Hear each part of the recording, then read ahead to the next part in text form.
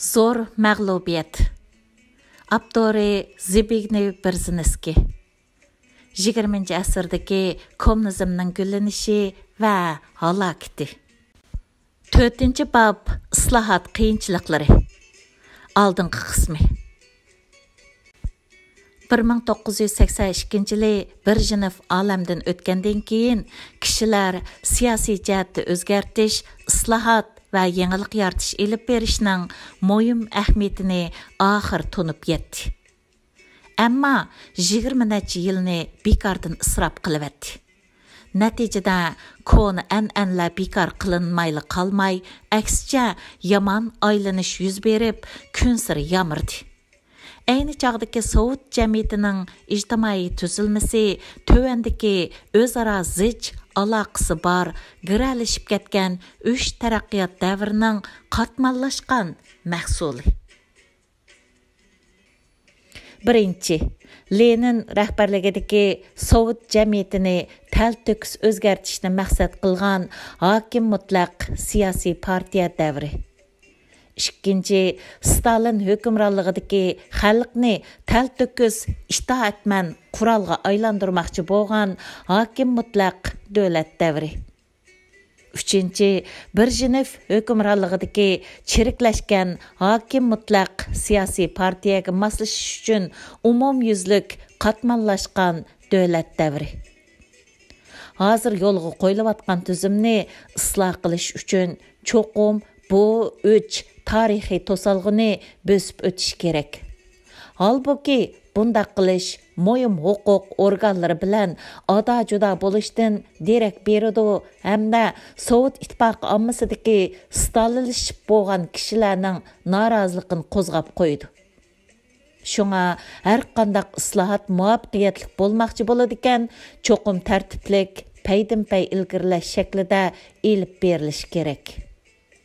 Cho'qim bir qadamdan besilishi, qo'lga keltirgan natijani mustahkamlashga diqqat qilishi, yana ehtiyot qilishi bir vaqtda hozir mavjud bo'lib turayotgan barliq obyektiv va subyektiv jihatda manfaatlanguchilarga cheqilib qo'ymasligi kerak.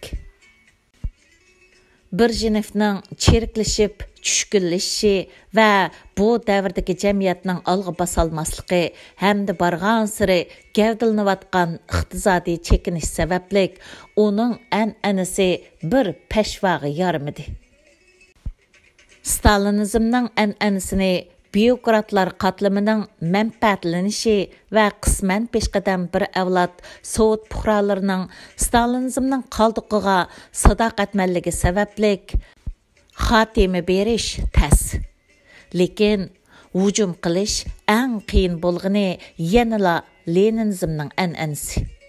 Chunki Leninizm kishilarning Sovet ittifoqining yangi iqtisodiy siyosatni seg'inishi bilan oz sonliq ilg'or ziyolilardan tarkib topgan avangard qo'shinning o'zgacha tarixiy rolini joriy qildirishdan iborat tashabbusini birlashtirgan hamda hukmronlar guruhini tarixiy qonunlikqa ega qilgan edi. Brzezinovning varisi Yuriy Andropov boshlamchilik bilan koni tuzumni tanqid qildi. Faqat nihoyat qisqa bir mezgil davomlashdi. U chaqda ijtimoiy cheriklikning yomrishi va iqtisodning o'ti to'xtab qilishi kishilarning umumyuzlik g'azabini qo'zg'agan edi. Hatto ilgari Leninizm bilan Stalinizmning dastlabki mezgilida sadoqatman kishilarmi Brzezinovga qarshi islohotchilar bilan bir safda turdi. Lekin islohotchilarni qattiq afsuslantirdigini yangilik yaratish ro'yiga boy rahbar 1984-yili tuyuqsiz olamdan o'tganlikdan Andropov davri tezlikda oxirlashdi. Shuningdan keyin nisbatan qisqa bir mezgil ichida Konstantin Chernenkoning rahbarligida koni tuzum tinib olish fursatiga erishdi. Ammo u vaqtda davomli islohot qilishdagi kuchli sadolarni endi cheklab qog'ili bo'lmadi. Kishilar bu islohotning hech bo'lmaganda Sovet ittifoqining eng yaqindagi bir yurish usullaridan voz kechtirishni umid qildi. Şunun bilan 1985-yili Chernenkoning vafotini fursat qilib, boshqa bir achchig'i yomon Andropovga o'xshash rahbarligi qisqa, yerim yo'lda mag'lub bo'lgan Islahatning rahbariga qattiq o'xshaydigan shaxsni rahbarlik o'rniga chiqadi. Mikhail Gorbachev taxtga chiqqandan keyin faqat Sovet ittifoqini qaytadan islohot yo'liga boshlash lozimligini mujmal his qildi. Hatto islohotni qaysi darajaga qilish va qanday tarixiy andizaga hurmat qilish ozroqmi aniq emas edi. Konkret aytganda, Stalinizmni og'dirib etish kerakmi yo'q, qaysi bahonada og'dirib etish kerak? Agar kishilarning hurmatiga sazovar Leninizmni, Stalinizmni tuzaydigan qurol qilganda, Leninizmning qaysi mo'yin prinsiplaridan foydalanish kerak? Uning yangi iqtisodiy siyosatidimi yoki uning yangi hayotiy kuchga va jangovar ro'yiga boy qat'iy e'tiqodga ega siyosiy partiyaning nazariyasidimi? Buningdan sirt amaliy masala bo'lish sifati bilan tarixiy nuqtadan emas, yana reallikdami Stalinizmni inkor qilishda Leninizmning mohiyati va haqiqatini qanchalik inkor qilish kerak? Barliq bu masalalarga qarata Gorbachevning ko'nglida hech qanday son yo'q. Biroq shuni aniq ko'rsatish kerakki, Gorbachevning paydo bo'lishi tasodifiy voqea emas. Bu nuqta intayin muhim. Gorbachevning hokimiyat yurgizishi yep-yangi real vaziyatga ega Sovet ittifoqining barliq kelishiga vakillik qilmoqda. Mayli obyektiv yoki subyektiv o'lcham bilan dangsigandimi, hammasida shundoq. Boshqacha qilib aytganda, Gorbachev taxtga chiqmagan taqdirdami, Sovet ittifoqining boshqa bir islohotchi rahbari 80-yillarning o'ttirida taxtga chiqishi aniq. Sovet ittifoqi xalqi moddiy jihatdan namrat hamda uzun mazgil siyosiy singdirmichilikning azobini tortgan bo'lsa-mu, ammo 80-yillarning boshlariga kelganda ular xeyli ko'p madaniyat saviyaga ega bo'ldi. Yuqori qatlamdagi nurg'un kishilar sirtqi ahvollarni xeyli pishiq biladi. Shunga ular burunqiga o'xshash aldamchi ideya tashviqotlarga osonla ishinib qolmaydi. Yuqori qatlamdagi kasbiy iqtisodshunaslar, dunyo ishlari mutaxassislari, xalqaro ishlarni boshqaradigan partiya organlari, xizmatchilari orasida krizis kunsir ig'irlashgan taqdirdami, islohotni cho'qim elib berish kerak degan qarash umumyuzlik shakllandi. Islohotni ilgari surish amaliyati aksicha yuqorqi savolga javob berish mumkin. Gorbachev ilgari surgan mashhur oshkorlik harakati yuqorqi masalani hal qilishga umumyuzlik strategik taktika bilan darhol ta'minlayolishi notayin. Ehtimol darhol ta'minlayolishi mumkin emas. Aksicha oshkorlik harakatining qanot yoydirilishi necha bosqichni boshdan kechirdi. 1985-yili harakat boshlanganda oshkorlashning tig' uchi asosliqi davlat organlariga, hatto bugungi kundami cheqilg'il bo'lmaydigan soqchi organlardagi nomuvofiq istil, iqtisodiy tarmoqlardagi xohlagancha isrofchilik qilish va boshqarish yaxshi bo'lmaslikdek nuqsonlarga qartilgan edi. Uzun o'tmay, oshkorlik harakatining doirasi Sovet ittifoqining tarixiga tanqidiy xarakterda qaytadan baho berishga kengaydi.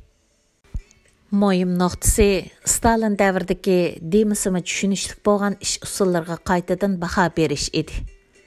Lekin bu harakat zulmatlik davridagi an'anaviy sistemaga umumyuzlik zarba berolmadi. Chunki bunda qilganda butkul siyosiy tuzilmaning qurilmasini tavirtib qo'yishdek yoshirun tahdid paydo qilishi mumkin. Gerçi oshkorlash harakati eng dastlabda nihoyatda cheklik doirada elib berilgan bo'lsa-mu, ammo yanala Sovet ittifoqining muhim shahar rayonlariga islohotning harakatlantirgich kuchini yetkazgan edi. Bu Gorbachev va uning hamrohlariga harakatning doirasini kengaytirish imkoniyatini berdi. 1987-yilga kelganda u milliy iqtisodini isloh qilish planini va boshqarish usulini asos qilgan texmo ulug'vor planlarni ilgari surdi. Bu islahat nomidagi plan oshkorlash ato qilgan harakatlantirgich kuchdan foydalanib, to'xtab qolgan iqtisodiy qurilmani kuchaytirish va tangshash orqali iqtisodni gullantirishni maqsad qilgan. Ammo bu o'xshashla mundaq bir masalani tug'dirdi. Agar keng ko'lamda siyosiy tuzilmaga tegish qilmaganda, umumyuzlik holda ideya erkinligining eshigini ochmaganda, Sovet ittifoqining iqtisodiy islohoti haqiqiy amalga oshishi mumkin emas. Shunga islohotning doirasini qanday belgilash yanada hal bo'lmagan masala bo'lib qoldi. Gerçi Gorbachev ba'zi nuqtalarda keng ko'lamlik islohot qilishning bishoratini bergan bo'lsa-mu, o'zimi aniq javobini bilmaydi. Uning o'xshash bo'lmagan ommaviy so'rovlarda e'lon qilgan bir rasmiy va ziyofatlardagi nurg'un so'zlari bilan uning kommunistik partiya rahbarlik tarmoqlariga oldin tayyorlik qilib e'lon qilgan rasmiy so'zlarini selishtirsak, oldinqisining ma'nosi texmi cho'nqur, ta'siri texmi keng. 1987-yili 7-oyning o'ttirdagi axborot tashviqot bo'limi va atalmış ijodiyat kengashi yig'inida Gorbachev nutq so'zlab, Sovet ittifoqining yangi siyosiy madaniyatni ilgari surishga da'vat qildi. Siyosiy madaniyat degan bu so'z g'arblik siyosiy sotsiologiyalardan kelgan. Gorbachev bu atalg'ini ishiltib, kishilarga cho'nqur ta'sir qoldirdi. Gorbachev demokratiyalashishni texmo ilgirlab, yo'lga qo'yishga chaqiriq qilib, biz hozir demokratik ma'rifni qaytadan qabul qilsak bo'ladi. Biz o'rganyapmiz. Bizning siyosiy madaniyatimizda yanada kamchilik bor. Bizning dalillash o'lchimimizda kamchilik bor. Hatto bizning o'zimizning do'sti va yo'ldoshlarımızning fikriga hurmat bildirish iqtidorimizda nuqson bor degan edi.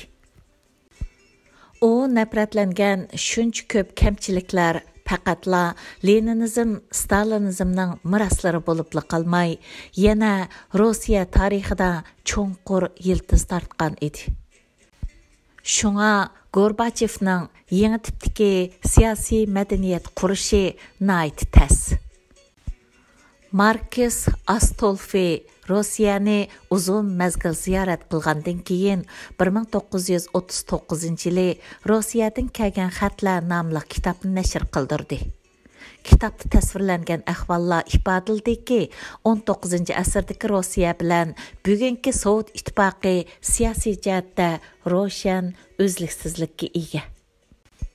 Di Kostinga eng cho'nqur ta'sir qoldirgani ayni vaqtdagi razillik, o'rinliq va cheriklik ustiga qurilgan davlat apparatlarining hamma yerdagi roli hamda davlatning byurokrat organlaridagi hammaga sirliq hukmronlik qilishdek hodislar edi. U bu zo'ravon hokimiyatning ijodiyligi faqatla uning nayranglarini o'zgartish orqali o'z hokimiyatini saqlab qilishda ifodalandi. Hamda bu zo'ravon hokimiyat o'zini yaxshi ish qilyaptiman degan vaqti dal uning eng razil vaqti. Chunki mushunda qilganda o'zining maqsadini bahona qilib, o'zlari yurgizayotgan zo'ravonlik qilmishini pardozlay oladi. Navada nijotlik dorisi degan chapanni kiyib olsa, vahshiy qilmishlarni bir boshlasila yig'ishtirib olg'ili bo'lmaydi dedi. Uning Rossiyaning mustabid hukumatiga bo'lgan bahasi o'xshashla Sovet ittifoqining ahvoliga mos keladi. Men ularning siyosiy tuzilmasi hech qanday foydali narsani borliqqa keltira olmadi demoqchi emas. Faqatla mushu foydali narsalar uchun to'lagan badalning bak cho'ng bo'lib ketganligini isbotlamoqchiman dedi. Kostinni o'xshashla hayron qoldirdig'ini, ideya erkinligi cheklamasi hamda huquqdorlarning tarixni dafsanda qilishi edi. O tarix Çar podshoning boyligi. O faqat xalqning, hukmronlarning o'ydirib chiqarg'ini bilan birdak bo'lgan tarixiy haqiqatni tushunishga yo'l qo'ydi deb baho berdi. O masalani tushuntirib bera oladigan ehtimol Rossiyaning siyosiy tuzilmasi G'arbiy Yevropa bilan 20 yillik erkin so'zlashish siniqiga bardoshlik bera olmaydiganligi bo'lishi mumkin dedi. Şoňa yo'l qo'yilg'ili 50 yil bo'lgan bevosita yoki vositaliq Stalinizmdagi davlat tuzumi va 70 yillik Leninizmdagi siyosiy partiya tuzumidan keyingi Sovet ittifoqida yangi bir siyosiy madaniyat qurishi cho'ng bir maydon keskin siyosiy o'zgarish paydo qiladi. Hayron qolg'uchiligi yo'q. Gorbachev 1987-yili 5-oyda Vengriya Kompartiyasining eng yuqori rahbarlari bilan o'tkazgan bir qitimliq shaxsiy suhbatda bu nuqtadan bishorat berdi. Ya'ni ikkinchi kuni Vengriya rahbari bu suhbatning mazmunini bu kitobning yozuvchisi bo'lgan menga aytib bergan. Gorbachevning ko'rsatishicha, uningga nisbatan Sovet ittifoqining 1921 yildan buyangi tajribasining hammasi xato ekan. Amaliyotda Sovet ittifoqi rahbari Gorbachevning so'ziga asoslanganda, Sovet ittifoqining tajribasining 4dan 3 qismi kishini gumonlantiradigan bo'lib, inkor qilish yoki bo'lmasa tuzitish kerak ekan. Bu nuqtada Gorbachevning siyosiy byurodagi xizmatdoshlarining tamoman qo'shilmasligi gumonlanishga arziydi. Ulardagi ko'p qism kishilar ehtimol Leninizm nazariyasi ular tayindigan qonunliq mavjud bo'lib turishning asosi bo'lib qolmasdan yana Stalinizmning ko'p qism tajribasi ularga huquq asosiy ta'min etganligini o'zligidan his qilib yetgan bo'lishi mumkin. Stalinizm tuzilmasini qisman to'liqlash va o'zgartirish mumkin bo'lib qolmasdan hatto zarur deb qaraldi. Lekin ular butunlay inkor qilishning, butkul Sovet tuzilmasini ta'virtib qo'yishidan andish qildi. Shunga kishilarning islohotga bo'lgan pozitsiyasi ancha birdak bo'lmadi. Ziyonliq Leninizm an'anasini yanada muqaddas, cheqilg'il bo'lmaydigan narsa sifatida saqlab qolish shart ostida bexatar, ishonchli holda yana qanchalik Stalinizm miroslarini tozlig'ili bo'ladi. Bu masalada birdak fikrni saqlash nihoyat tas. Amaliyotda Sovet ittifoqining eng yuqori rahbarlik qatlamidagi eng tubki, ya'ni oshkora emas, talash tortish, islahat masalasi bo'lmasdan balki Leninizmdir. Masalan, g'arbchi islohot parvar Gorbachev bilan mutassib va islohotga qarshi deyildigan Igor Legachev orasidagi to'qinish haqida har xil tahlil va farazlarni qilishdi. 1988 yili kuzda Igor yanada siyosiy byurodagi 2-nomerlik shaxs bo'lib, bir vaqtda ham partiyaning sekretari edi. Gerçi oshkorlash bo'lgan bo'lsa-mu, ammo hozirga qadar kishilar yuqori qatlam rahbarlik guruhidagi ichki ixtilof haqida hech nima bilmaydi. Ammo Igor aniqki, gerçi islohotga qarshi turmasa-mu, lekin Leninizm shaklida yuqoridan tövanga tashkillik islohot qilishni umid qiladigan Sovet ittifoqi rahbarlarining so'ziga vakillik qilib keldi. Ular mushundaq qilganda andin partiyaning islohot musobisiga unumlik rahbarlik qilishga buzg'unchilik qilmaydi deb qarmaydi. Alexander Gelman bu ikki xil uslubning farqini yaxshi yig'inchoqlab berdi. O Sovet kino operatorlar tashkilotining faoliyatchan a'zosi ham Gorbachevning qizg'in qo'llag'uvchisi.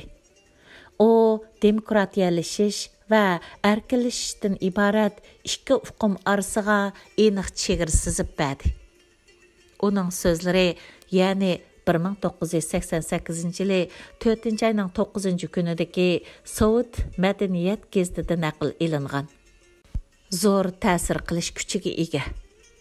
U demokratiyalashish, huquq, manfaat va erkinlik uchun yana taqsimlash qiladi. Nurg'unlagan mustaqil boshqarish va uchur qurilmasi qurishga sharoit yaratadi. Lekin erkinlashtirish bo'lsa, barliq ma'muriy tuzilmaning asosini qo'g'dash. Bu xil qo'g'dash qo'llanғаны faqat mo'tadil shakl. Erkinlashtirish tugilmagan bir mush. Lekin bu yanala o'xshash bir qo'l. Xalqa vaqt tugilgan mush bo'la olishi mumkin. Erkinlashtirish ba'zida ko'rinishda demokratiyalashtirish bilan o'xshashlikqa ega. Ammo mohiyatda demokratiyalashishga qarta tubki va toqat qilg'ili bo'lmaydigan burmilash degan edi. Gerçi bu so'zlarda sal mubolag'a bo'lsa-mu, ammo demokratiyalashtirishga rahbarlik qilish bilan erkinlashtirishga rahbarlik qilish o'rtasidagi farq asosiy jihatdan to'g'ri. Stalinizmning mirosini qandoq bir taraf qilish masalasida demokratiyalashish rahbarlari o'tmish bilan tal-to'kis ado-judo bo'lishni tashabbus qiladi. Erkinlashtirish rahbarlari bo'lsa, o'tmish bilan hozirning o'zliksizligini saqlab qolishga moyil. Igor Ligachev 1987 yil 12 ayning 4 kuni Fransiya Dünya gazetining ziyoratini qabul qilganda sal alayda qilib, Markaziy komitet katibat boshqarmasidagi yig'inga men riyosatchilik qilaman hamda xizmatlarni tashkillayman dedi. Lekin Gorbachev siyosiy byuro yig'iniga riyosatchilik qiladi. Igorning qilchi ikkilanmay Sovet ittifoqining o'tmishiga baho berishi Gorbachevning bahosiga qaraganda texmi aktiv edi. Igor Ligachev hamisha islahat qilishni tashviq qildi hamda islahat planini tamoman qo'lladi. Shundaqla u Brezhnev davrining nimali bo'lmasin kishiga cho'nqur ta'sir qoldirgan natijalarga erishdi deb qaraydiganligini ochiq bildirdi. Haqiqat gazetining 1987 yil 8 ayning 27 kundagi xabarga asoslanganda u chaqlar unutilg'isiz vaqtlar. Kishilar haqiqatan ma'nilik yashagan edi.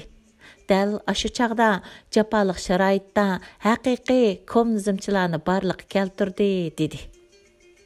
U yana ta'kidlab, biz Leninizm yo'lida mangu chatmaymiz dedi. Sözüdə o, Leninizm yolu bilan Sovet ittifoqining butkul 70 yillik şanlıq tarixini alayda maqsad bilan tang o'ringa qo'ydi.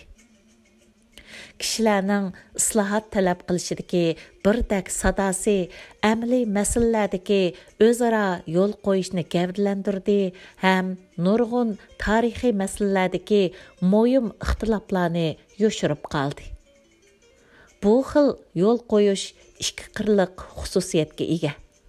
Bir tarafdan Stalin mezgildagi xatoliklarni oshkorlash hamda xatoliklarni tanqid qilishga yo'l qo'yib, Sovet ittifoqining tajribasi va namunasining dunyo miqyosidagi hayvasini yerga urdi.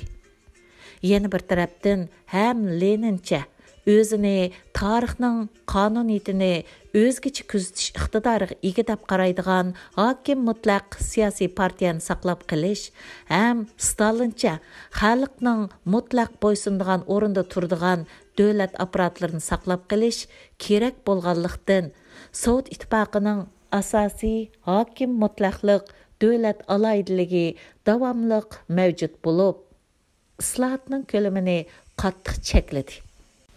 Sovet ittifoqimi bu sabablik ikki qirliq badal to'ladi. Ideologiyadagi jalb qilish kuchini davomliq yo'qotdi. Haqiqiy tuzilma islohoti orqali davlat ichida keng ko'lamlik erkinlikka erishish orqali bu ziyonni to'liqlashga amalsiz qoldi. 4-bobning davomi bor.